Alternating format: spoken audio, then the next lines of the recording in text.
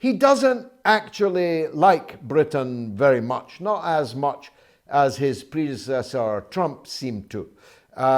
Trump was Scottish, which at the time of writing is still in Britain.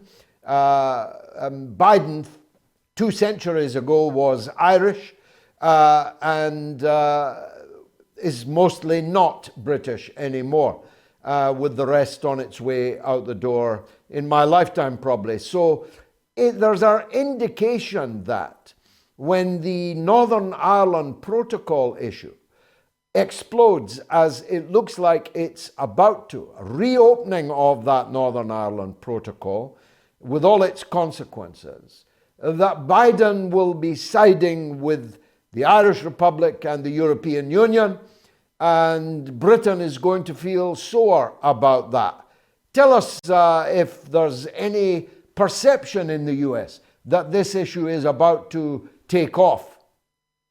It's interesting because a lot of Americans, I can tell you the average American probably has no idea that this is even unfolding. I mean, many Americans you talk to, they've heard of like the IRA and, everything that was going on between Ireland and England, but a lot of them couldn't even really tell you exactly what the issue was or what they were fighting over. But it's interesting that you bring up Biden's Irish roots. Okay. So I did a little research and it's actually pretty interesting. President Joe Biden, actually, his roots trace back to England.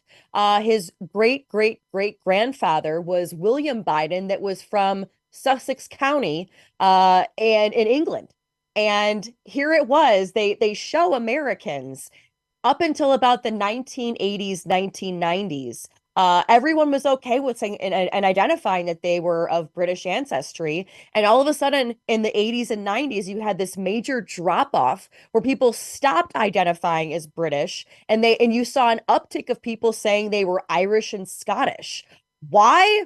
I don't know. Maybe there was some conflicts going on, or maybe the UK at that point was just a big no-no to be, to have to say that you were from that area or your family traces back to that. But I find it interesting, though, that, Biden really, beefs up these Irish roots in a time when, all of this is going down. Now, I will say I have Irish roots myself. And with all of this stuff that's been going around with the Queen, never before have I seen people coming out and being like, "Oh, I'm Irish and my family's Irish," and "Oh, God damn the Queen," and all this other stuff. And you're just like, you realize like we're all kind of from Europe, but now all of a sudden you identify as this big Irishman. I mean, it's just with a lot of Americans, you just kind of have to look and laugh. Especially I'm from the great city of Chicago, where there's a very big Irish presence, and now all of a sudden all the Irish are up in arms over the Queen, and everybody, bowing down for the monarchy and watching the funeral and all this other stuff.